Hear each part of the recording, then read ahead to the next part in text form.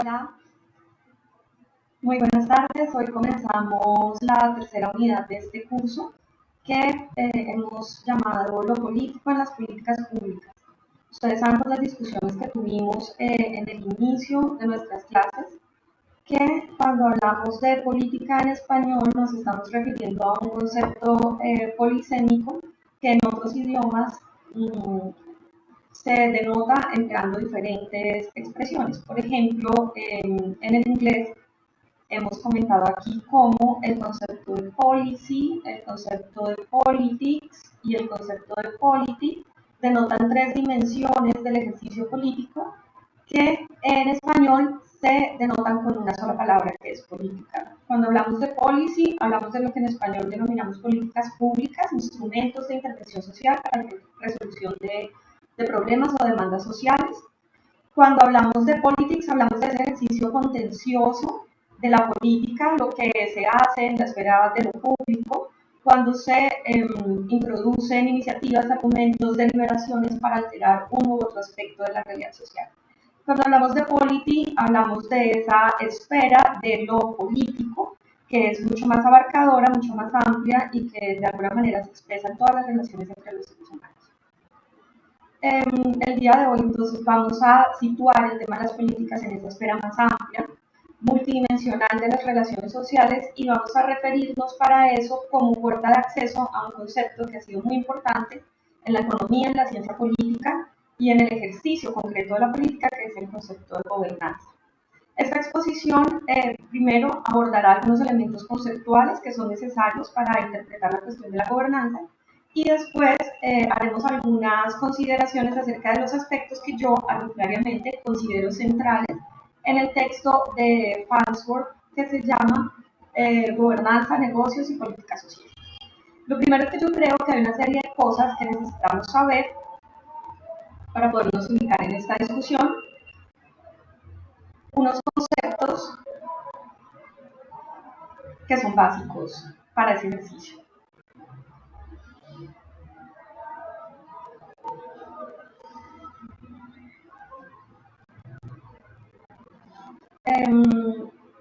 Primero, quiero que nos situemos o que situemos esta discusión en el contexto de la globalización. En el contexto de la globalización, entonces, se dice que los estados tienen constreñimientos externos y que no son negociables a la hora de tomar decisiones en materia de políticas. Es decir, que después de impuesto el modelo de la globalización neoliberal como paradigma hegemónico de las relaciones internacionales e interestatales, los estados han visto seriamente comprometida su soberanía. Pero quienes son más pesimistas, tanto como quienes son más optimistas con respecto a esta postura, aseguran que esos constreñimientos externos no son negociables para los estados, porque son precisamente los que les permiten tanto a los gobiernos como a los trabajadores sobrevivir a las fuerzas de la globalización. Es decir, que cuanto más interdependientes son los estados entre sí y las economías de los países entre sí, más probabilidades tienen quienes mejor se adapten a esas relaciones de interdependencia de sobrevivir en ese nuevo orden global.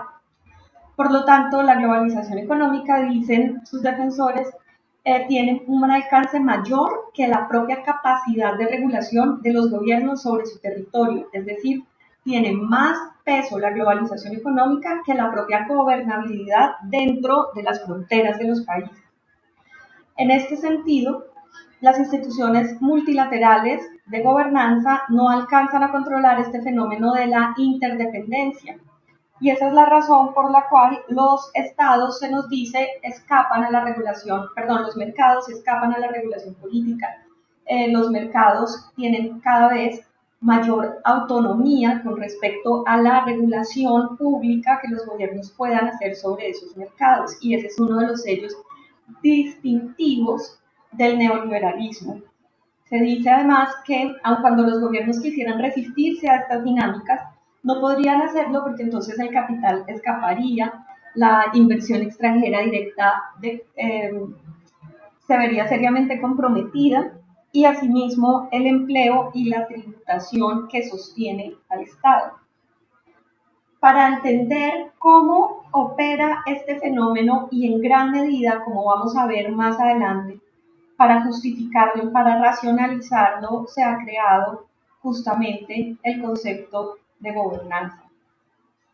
Antes de hablar acerca de ese concepto y ya situadas y situados en el contexto de la globalización neoliberal, pienso que debemos comprender a qué se refiere esa definición y cómo se diferencia de otras que han sido categorías de análisis básicas, incluso mucho antes de que apareciera esta, para la ciencia política. Se dice que los orígenes históricos del concepto de gobernanza están en la Comisión Trilateral de 1973, creada por empresarios de los Estados Unidos, Europa y Japón. Esa comisión trilateral produjo un documento que se llama La crisis de la democracia, informe sobre la gobernabilidad de las democracias. En ese informe se sostenía que las expectativas sociales y las demandas de los ciudadanos al Estado han ido aumentando al tiempo que la capacidad y los recursos del Estado para satisfacer esas expectativas y esas demandas han disminuido. Se dice que esa diferencia que existe, esa brecha que hay entre las expectativas y demandas sociales y la capacidad del Estado para satisfacer esas expectativas y demandas, son las que están precisamente en la base de la crisis política que vivían las sociedades industrializadas a la altura en la que fue escrito el informe. Y el informe denuncia además la reducida capacidad del Estado para dar respuesta a esa crisis mediante una gestión pública eficiente. ¿Cuál es la solución que propone esa comisión trilateral? ¿Cuál es la respuesta que consideran ellos que se debe dar a esa situación de crisis? Tecnificar la conducción de la sociedad.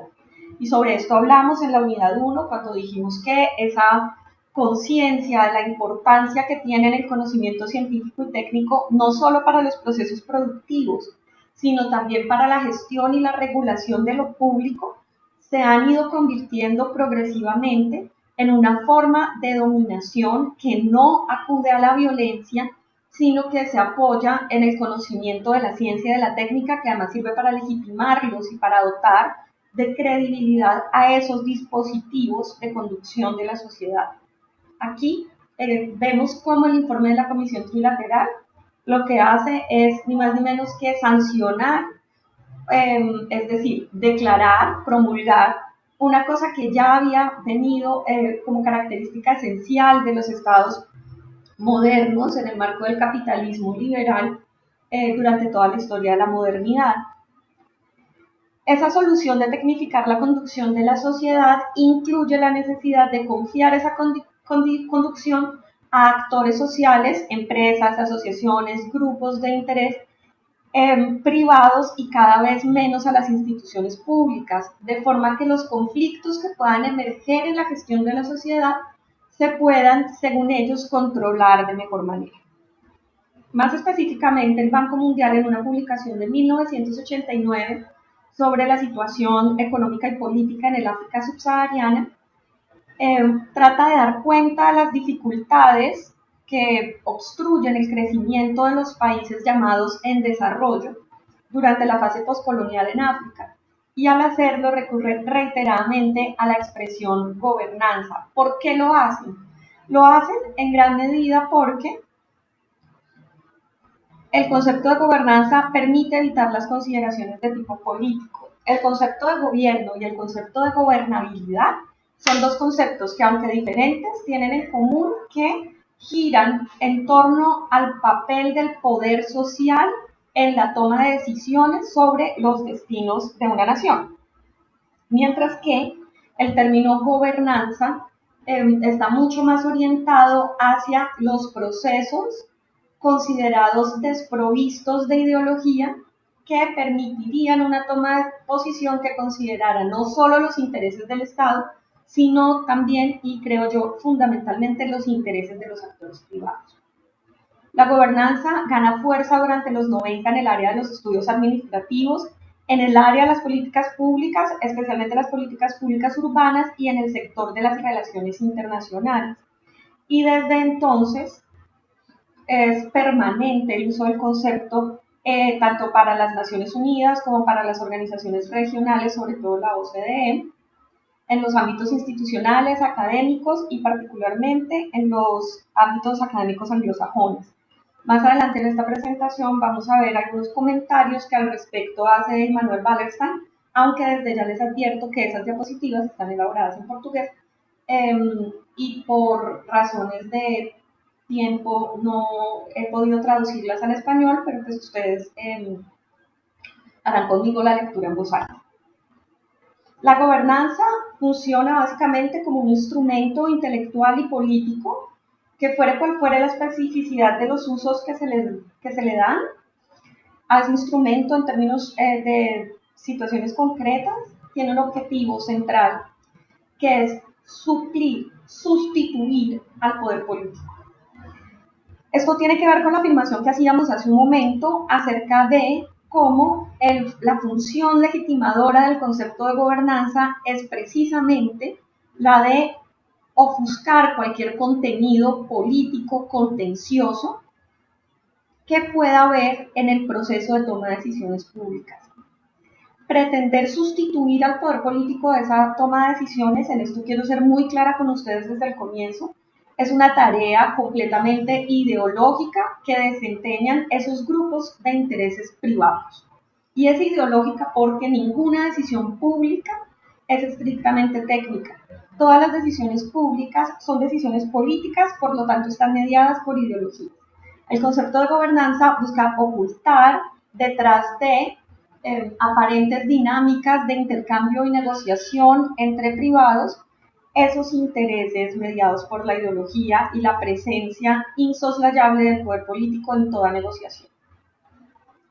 En el concepto de gobernanza se les ofrece un papel determinante a los actores no estatales,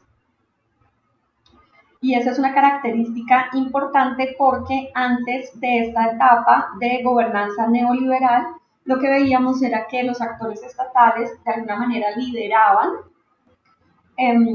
los procesos de toma de decisiones públicas. Sin embargo, el discurso de la gobernanza ha generalizado la idea de que los intentos de organización y control políticos por parte de un gobierno central son completamente ineficaces y por lo tanto es necesario privilegiar pautas de coordinación interactiva y de autoorganización a nivel de múltiples instancias y redes de la sociedad que incluyen por supuesto esos intereses privados. Entonces, en síntesis, la gobernanza neoliberal es un ejercicio que permite la legitimación ideológica de las visiones economicistas de las políticas públicas y de las decisiones públicas. El economicismo, junto con el concepto de gobernanza, sirven para entender las políticas públicas como si fueran un proceso mecánico y lineal, puesto que insisten en despojarlo de su naturaleza política y de la incertidumbre que esa naturaleza política le incorpora a la política pública. Basan su evaluación única y exclusivamente en la eficacia. El economicismo refuerza una idea tecnocrática de la acción del Estado que desdeña la política y por lo tanto las visiones economicistas de las políticas públicas refuerzan esa forma tecnocrática de governance. Esto tuvo lugar como resultado de cambios en la administración pública que se han operado en las últimas 3 décadas. Hasta los años 70, les decía, hubo una relativa confianza en la preponderancia del gobierno en la gestión de los asuntos públicos. Y esto corresponde a una idea del Estado-Nación como base territorial y como unidad de análisis. ¿Qué quiero decir con esto de la idea del Estado-Nación como base territorial? Antes de 1970 y antes de que se aceptara como una realidad indiscutible la globalización neoliberal, la idea básica de los análisis sobre el comportamiento de la economía y del sistema interestatal era el Estado-Nación. El Estado-Nación se consideraba una unidad compacta, homogénea, dotada de soberanía sobre su territorio y de un estatus de interlocución con otros Estados-Nación. Sin embargo, el neoliberalismo y con él la globalización económica y comercial trajeron como consecuencia un progresivo desmonte de las fronteras entre los estados nacionales por causa de precisamente esas medidas económicas que permiten la libre circulación de los capitales, de los bienes y de las personas, una condición distintiva de la globalización. Y además porque ante esa pérdida de barreras entre los territorios nacionales creada por el comercio libre, también se generan mecanismos de regulación e instancias de regulación supranacionales que de alguna manera comprometen la soberanía de los estados, por lo menos en lo que tiene que ver con la regulación de su política económica. Como les decía al comienzo, los estados nacionales hoy en día tienen que regular en función de integrarse exitosamente en esas dinámicas del libre mercado y de la globalización neoliberal si no quieren asumir los costos financieros, pero también políticos, que tiene darle la espalda a ese modelo de globalización. Entonces, esa idea del Estado-Nación como base territorial y comunidad de análisis ha hecho crisis en el marco de la globalización neoliberal, y ahora el énfasis está puesto en los mercados y los servicios sociales que antes eran objeto de provisión pública por parte del Estado, ahora son objeto de provisión privada. La administración gubernamental pasa a ser simplemente un jugador más entre muchos otros jugadores en la arena política, todos ellos dotados de igual peso, en teoría, porque sabemos que en la práctica eso no es así.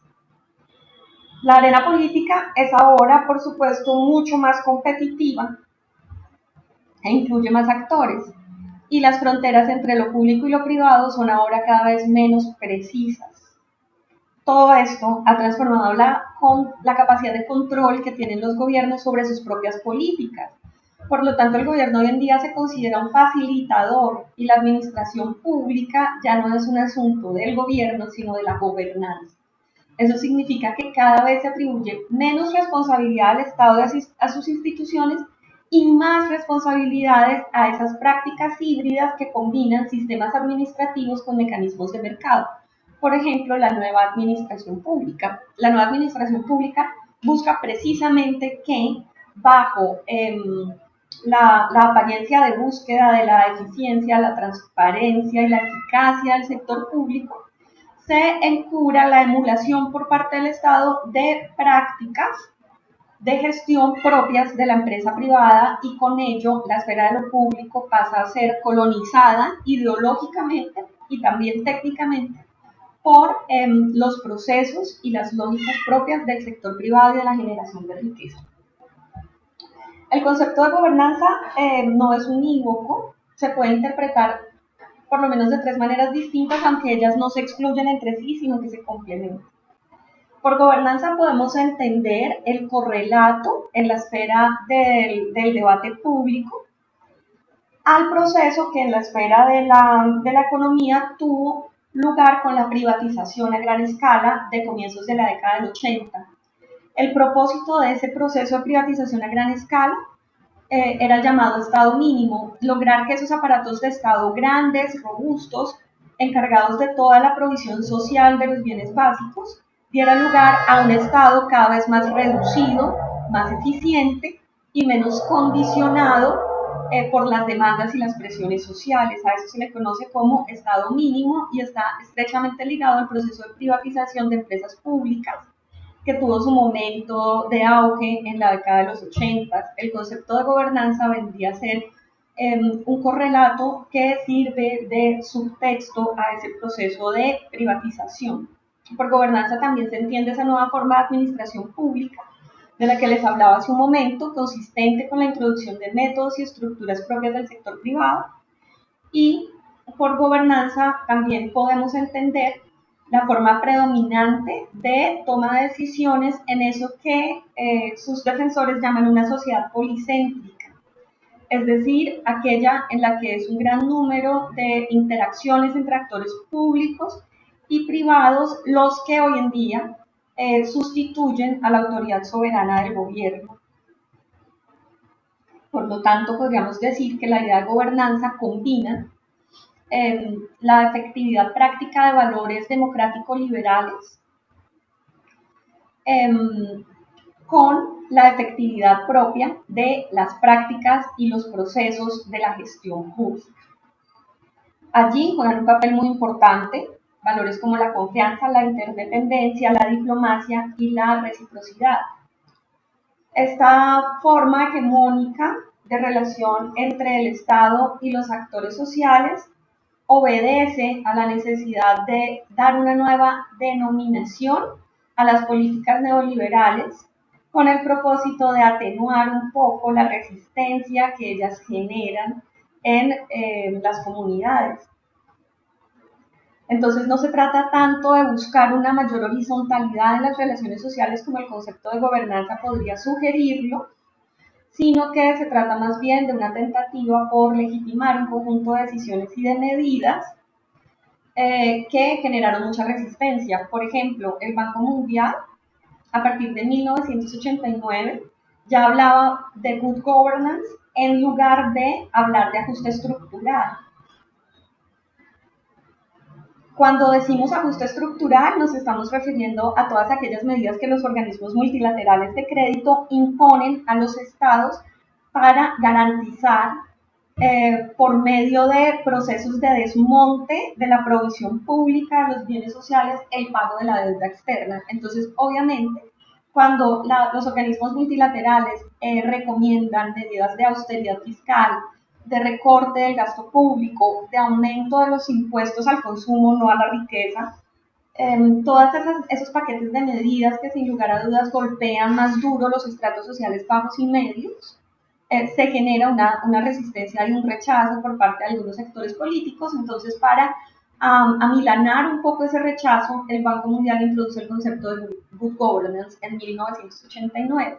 Para 2005, casi la mitad de las condiciones impuestas a los receptores de préstamos se referían precisamente a eso, a la gobernanza del sector público.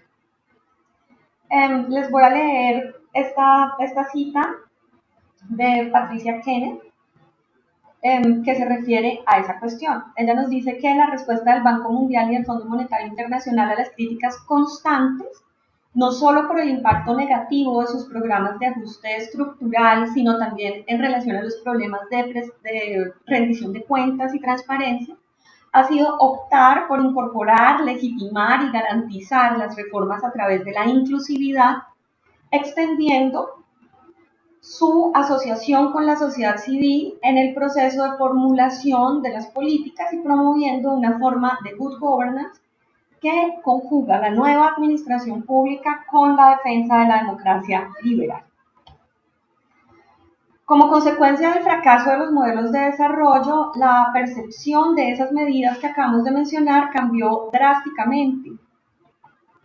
Nos dice Wallerstein en un texto del año 2005 que, por ejemplo, el modelo de desarrollo por sustitución de importaciones, que fue un modelo dominante a partir de las tesis de la CEPAL, como ustedes muy bien saben por su curso de teorías del desarrollo, pasó a ser visto como una forma de proteccionismo corrupto en el discurso ideológico del neoliberalismo. La construcción del Estado Nacional pasó a ser entendida ahora como una manera de alimentar una burocracia cuyo tamaño ya era excesivo, ya estaba sobredimensionado, y las estructuras paraestatales se fueron equiparando a barreras sofocantes para las fructíferas realizaciones empresariales. Lo que Wallerstein nos está señalando con estas transiciones discursivas es precisamente el contenido ideológico del discurso de la gobernanza neoliberal. Los sectores políticamente poderosos antes defendían la idea del desarrollo por sustitución de importaciones, pero precisamente esas presiones impuestas por el libre mercado y la necesidad de derrumbar las barreras comerciales para que los productos elaborados, fabricados por los países industrializados, ingresaran sin barreras a los países periféricos y a su vez pudieran beneficiarse de las materias primas que estos producen a bajos costos. Esas presiones obligaron a mudar el discurso en favor de la sustitución de importaciones por un discurso que la consideraba una forma de proteccionismo que reforzábamos de corrupción social y política. Por lo tanto, el Estado también entró en un profundo desprestigio, empezó a considerárselo en el discurso público como un aparato burocrático costoso e ineficiente. Y siempre que se considerara la importancia de la regulación, se señalaba que estas sofocaban los emprendimientos privados que eran tan provechosos para el conjunto de la sociedad. Nos dice Wallerstein, y de repente esto impactó también los círculos sociales y los círculos académicos y científicos. El desarrollo como preocupación central de las ciencias sociales se descartó de repente. Llegó la globalización. Profesores universitarios, ejecutivos de fundaciones, editores de libros, comentaristas, todos vieron la luz.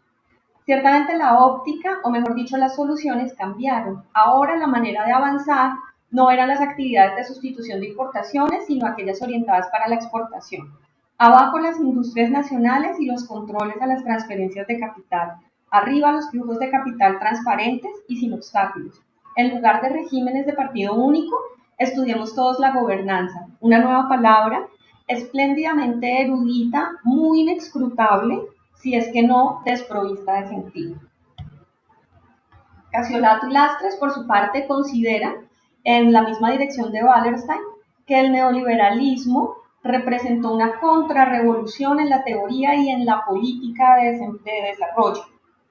Los proponentes introdujeron una agenda neoliberal radical en la cual el desarrollo prácticamente desapareció como un asunto específico y quedó apenas traducido en el bienestar que se alcanza, que se logra a través de la eliminación de los obstáculos al buen funcionamiento del mercado.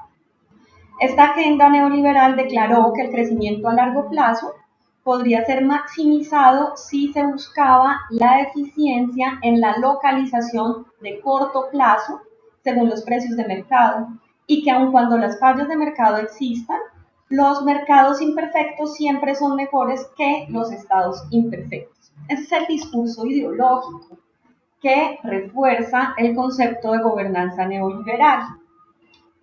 El mensaje que transmite la ideología neoliberal y que se basa en las teorías económicas neoclásicas del conocimiento y el cambio tecnológico es que la globalización es irreversible y que el Estado es un obstáculo para una utilización óptima de los recursos. El discurso de las políticas públicas no estuvo exento de la influencia de esta ideología y por lo tanto transitó hacia una importancia creciente de la competitividad, de la competencia, de la administración eficiente, que serían el complemento al discurso de la economía de la innovación. Uno de los principales efectos de ese proceso fue el hecho de que las políticas públicas de los países dejaron de ser definidas exclusivamente por los gobiernos nacionales y pasaron a ser formuladas de manera más o menos explícita desde agencias supranacionales. Veamos cómo todo esto nos sirve entonces para leer el texto de Kevin Farnsworth sobre la gobernanza, la empresa privada y su papel en la política pública. El autor parte de una distinción que yo encuentro muy interesante, que es la distinción entre el poder estructural y el poder de agencia. ¿En qué consisten y para qué nos sirve esa distinción? Pues bien, el autor señala que es importante teorizar acerca del poder corporativo y de la manera en que la globalización ha transformado el poder y la influencia de las empresas. En ese ejercicio de teorización, él define el poder estructural como la habilidad que tiene un determinado actor para influenciar la política social sin necesidad de agencia, es decir, sin necesidad de intervención y acción directa. Ese poder estructural se deriva de la monopolización del capital, no de las acciones singulares de los empresarios. Y el poder estructural, a su vez, se encuentra con la necesidad que tienen los gobiernos de asegurar los ingresos provenientes de impuestos e inversión empresarial continua. Es decir, que si los gobiernos necesitan la inversión privada en su territorio, porque de esa inversión privada se derivan ingresos por concepto de impuestos o regalías, por ejemplo, ¿sí?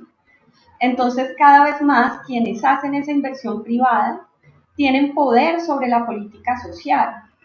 Ese poder sobre la política social no se desprende del hecho de que los empresarios particularmente considerados vayan y hagan una cosa o pidan una cosa o exijan la inclusión de un determinado asunto en la política social, sino que ese poder se da casi que naturalmente considerando la importancia que para el Estado tiene la inversión de ese capital privado. Entonces, El poder estructural está a favor siempre de estimular la inversión, la competitividad y la rentabilidad.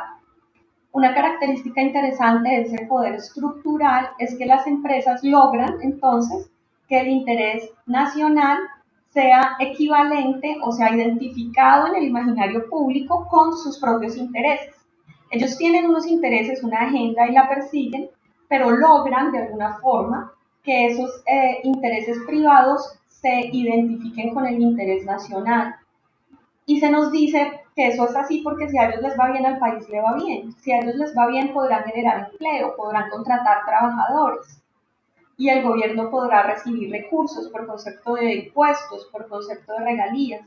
Entonces, tanto a los trabajadores como al gobierno, que dependen de la riqueza que generan las empresas, les va bien si a las empresas les va bien. Así es como el interés nacional llega a identificarse con los intereses privados. Ahora bien, ¿qué es el poder de agencia? Distinto al poder estructural, el poder de agencia tiene que ver con el ejercicio que hacen las empresas y sus simpatizantes por introducir en las decisiones públicas sus propios intereses. Entonces, el poder de agencia se expresa, por ejemplo, cuando los empresarios tienen asiento en las instituciones que diseñan políticas. Entonces, en el COMPES, Consejo Nacional de Política Económica y Social, hay representantes del sector privado. En las entidades territoriales también, cuando se diseña política pública, con frecuencia la participación en el proceso de diseño incluye también a los empresarios, a los representantes del capital privado. Pero también se ejerce el poder de agencia, por ejemplo, cuando se hace lobby corporativo, cuando las empresas privadas hacen donaciones a los partidos políticos en épocas de campaña, de manera que sus decisiones políticas al llegar al poder las favorezcan, y cuando se manipula a la opinión pública. ¿Cuáles son los postulados teóricos básicos del debate que nos propone Farnsworth? Primero, nos dice él, la teoría y la literatura del área han venido afirmando desde hace tiempo que existe un declive del marxismo y del estructuralismo como herramientas explicativas y analíticas del comportamiento de los estados, tanto dentro como fuera. Y se nos dice que mientras que el marxismo antes y el estructuralismo antes leían esas relaciones intra e interestatales en términos de economía política a partir de las distribuciones desiguales del poder y las dependencias que eso generaba en virtud de la concentración del capital, hoy en día hay más teorías que se encargan de estudiar el papel de las empresas, ¿no? El papel predominante de las empresas en la globalización.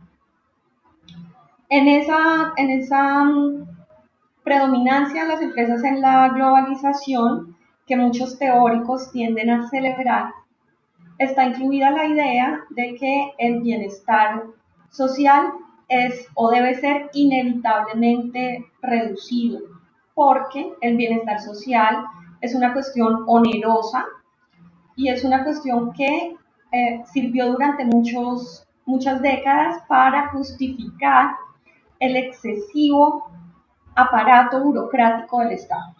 Entonces, para que ese bienestar social sea efectivamente eficiente y no cueste demasiado a las personas ni a las empresas, entonces es necesario que el bienestar social se vea reducido, porque la inversión pública se tiene que reducir y se traslade a la provisión por parte del mercado. Entonces, el poder de las empresas sobre los estados nacionales se ve reflejado precisamente en disminución del gasto social, en privatización de las empresas públicas y en la preponderancia de las corporaciones privadas. Este discurso todo sostiene que las economías contemporáneas hoy en día ya no pueden soportar financieramente los costos de las políticas públicas. Esto se inscribe en una llamada tesis dura de la globalización que el autor objeta. Veamos en qué consiste y cómo es que el autor la objeta. La tesis dura de la globalización dice que la globalización expone a las empresas nacionales a más competencia global, y cuando las empresas nacionales no son capaces de ponerse a la altura de esa competencia global, pues van a tener serios problemas de competitividad y de rentabilidad. Por lo tanto, los gobiernos deben reducir las regulaciones y los costos para evitar que se afecte esa rentabilidad y esa fuga de capitales. Las empresas privadas, a su vez, buscan el país que sea más favorable en términos costo-beneficio para su inversión. Y si los gobiernos no hacen algo para atraer y retener a esas empresas, entonces va a haber desempleo, va a haber menos ingresos por impuestos y va a haber crisis social. Entonces el Estado se va a volver improductivo y va a haber más recortes en la inversión pública. Si eso ocurre, si el Estado no es capaz de atraer a esas empresas que le representan impuestos e inversión privada, entonces el Estado se va a volver improductivo y va a haber que recortar nuevamente la inversión pública o lo poco que quede de ella. Listo. Hasta ahí, lo que se está justificando con esa tesis dura de la globalización es que los estados, particularmente los estados que no son fuertes e intensivos en tecnología para la producción industrial de bienes o de servicios, tienen que hacerse atractivos como puedan, y generalmente la forma en que logran hacerlo es por el lado de la reducción de los costos fijos para las empresas inversionistas. Los costos fijos son los costos asociados a salario. Entonces eso explica que países como el nuestro generen constantemente reformas laborales que flexibilizan y abaratan la mano de obra, de forma que sea más atractivo para las empresas invertir aquí, donde contratar personal resulta ser barato. El Estado no impone demasiadas regulaciones ni exige de esos empleadores privados mayores compromisos con el bienestar de los trabajadores, porque esos compromisos les resultarían costosos y el país sería menos atractivo. ¿Cuál es el problema con esa tesis dura de la globalización? El problema es que es fatalista, practica lo que se conoce como determinismo económico, es decir, todos los aspectos de la vida, la estabilidad social, la gobernabilidad, etcétera, dependen de la esfera económica, y la esfera económica a su vez se reduce únicamente al mercado. Esta tesis subestima que los gobiernos todavía tienen alguna autonomía política y, dice el autor, esta tesis sobredimensiona la voluntad de los gobiernos de favorecer a las empresas. Entonces hay que elaborar mejor cómo, en qué consiste, cómo se expresa el poder de las empresas y qué factores median en esa problemática. Entonces, el autor nos dice que los factores que median en esa problemática son, primero, la movilidad del capital. La influencia y el poder estructural de las empresas están determinados por la medida en que las empresas tengan condiciones y libertad para relocalizar sus inversiones. Muchas veces para una empresa es más fácil relocalizar la inversión dentro de un estado que fuera de él. Para otras empresas, la relocalización es casi imposible. Entonces, lo que el autor nos está planteando aquí es que esa tesis dura de la globalización no tiene en cuenta en realidad que la movilidad del capital implica muchas más dificultades de las que aparecen en la formulación teórica, ¿no? Según la formulación teórica de la globalización neoliberal, las empresas pueden localizar el capital en donde les plazca, donde les resulte más atractivo. Sin embargo, el autor nos dice, esperen un momento, eso no es del todo cierto. Muchas veces es mucho más barato para una empresa mover sus inversiones dentro del propio Estado que trasladarlas a estados extranjeros. Y más, ese asunto de que se acabó por completo la referencia nacional estatal a cualquier empresa, y que hoy en día el modelo dominante de las empresas es el modelo transnacional y que el capital ya no tiene ninguna base fija, no es del todo cierto. Farnsworth piensa que incluso las compañías más transnacionales todavía tienen bases nacionales que podemos identificar. Además está el tema de la regionalización. Por regionalización entendemos aquí no la cuestión de la constitución de regiones dentro de las fronteras del Estado, sino de la constitución de bloques económicos regionales, como por ejemplo la Unión Europea, ¿sí? La regionalización amplía el poder estructural mucho más que si el capital fuera de veras local. Es decir, el hecho de que se generen alianzas regionales económicas en términos de liberalización comercial favorecen mucho más al capital y esa liberalización comercial se da dentro de los límites de un territorio, no de un territorio que pueda agrupar a varios estados, pero no a escala realmente global. Cuando se aumenta la movilidad por causa de esa regionalización, nos dicen Farnsworth, sí se reduce la intervención política de los estados nacionales. Entonces, ¿esto a qué nos conduce? Nos conduce, dice Farnsworth, a unas condiciones diferenciadas entre los estados dependiendo de la manera en que ellos gestionen la cuestión de la regulación o desregulación de sus economías y de sus reglas de juego económico y político en el marco de la globalización.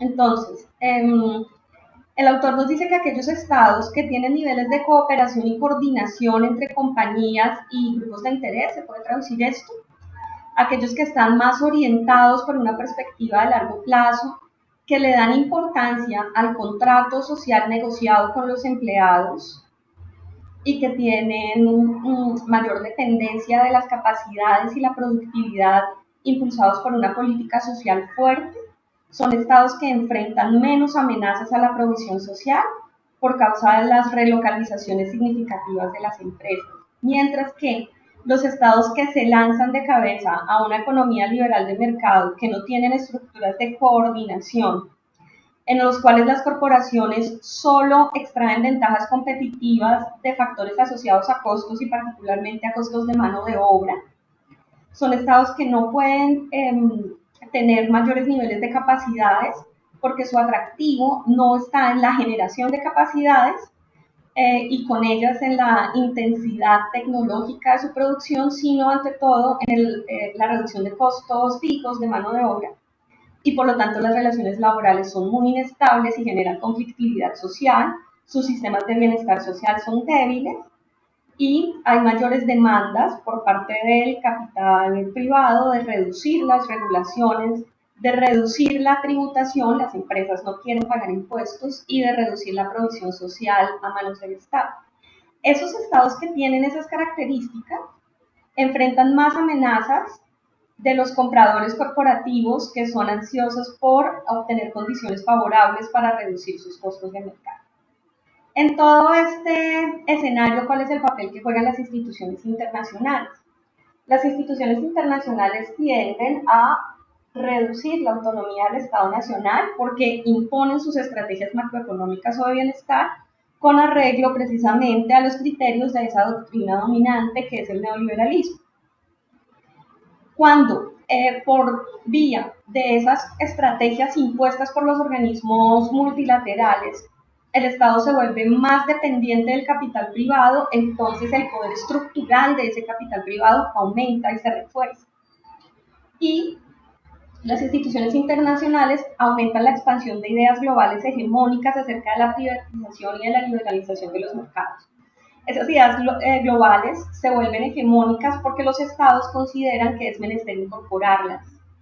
De otra manera quedarían expuestos a sanciones comerciales o políticas y demás. Las empresas privadas, entonces hemos dicho acá, tienen en el neoliberalismo condiciones muy favorables para impactar la política social. ¿Cuál es la perspectiva política desde la cual las empresas impactan esa política social? Pues la idea política predominante es la de la gobernanza nacional e internacional. En ese sentido hay una corriente teórica que sostiene que sí, listo, el Estado tiene cierta autonomía respecto a las empresas, no hay que dramatizar ni exagerar con eso, que el Estado malo bien consigue controlar los flujos de inversiones mediante política económica y que los funcionarios estatales también tienen un papel en las políticas públicas y que muchos de ellos son innovadores. Pero también es verdad que muchos estados han tenido que ajustar sus políticas domésticas en la dirección de los intereses de las empresas, que en el actual clima global es más fácil reducir el bienestar y la carga impositiva que aumentarlos, y que es muy difícil volver a regular una vez que se ha desregulado para ceder a esas presiones globales. Por lo tanto, la capacidad que tiene el Estado para resistir al poder corporativo y a la globalización es muy relativa. Algunos estados tienen más libertad y autonomía para resistir a esas presiones que otros, dependiendo, por supuesto, de la posición de poder y de dominación que tengan en el sistema hegemónico global. El autor no cree que los negocios, que las empresas privadas no tengan una perspectiva política dominante. Ellos creen que sí la tienen, él cree que sí la tienen, a pesar de que defienden siempre su carácter técnico, su carácter desprovisto de ideología. En realidad, el discurso político dominante de quienes representan los intereses del capital privado sí se puede rastrear claramente en postulados como este. El aumento en el gasto en política social solamente puede pagarse, puede costearse si hay un aumento en la productividad, en la inversión y en la rentabilidad de los negocios. Si no, no habrá recursos para política social. Ese es un postulado ideológico de quienes defienden los intereses privados en la política pública. Otro postulado es que la provisión de servicios sociales tiene que ajustarse a presiones competitivas. Es decir, que no puede ser que la provisión de servicios sociales se dé sin que a los prestadores de esos servicios les importe en absoluto la competitividad o la productividad o la eficacia de esa prestación. Que es necesario gravar con impuestos a los trabajadores, no a los empleadores, porque dicen ellos, los empleadores son los que generan el empleo y si se les imponen más cargas tributarias no van a poder generar empleo. Entonces, dicen ellos, los trabajadores son los que tienen que tributar. Los servicios públicos tienen que ser prestados de una forma tal que emulen al sector privado, porque el sector privado sí es eficiente, sí es transparente, y por lo tanto el sector público tiene que aprender a imitar. Ellos dicen que hay una forma de bienestar que es improductivo porque no genera renta, por ejemplo la seguridad social, la salud, ¿sí? Son sectores de la provisión social que no generan ingresos y ganancias para quien los provee. Mientras que hay un bienestar que sí es productivo, como por ejemplo la educación o la capacitación. Y hay que hacer una reforma educativa para que esa educación y esa capacitación estén acordes con las necesidades productivas del sector privado. Y son a favor de la tercerización, ¿no? Es decir, de que no se contrate directamente a los trabajadores. ¿Cómo se refleja, concluye el autor, todo esto en la práctica? ¿Sí? En la práctica, la OCDE y la Unión Europea tienen, por ejemplo, un discurso en torno de la gobernanza que se refleja claramente en su agenda de política social a escala supranacional.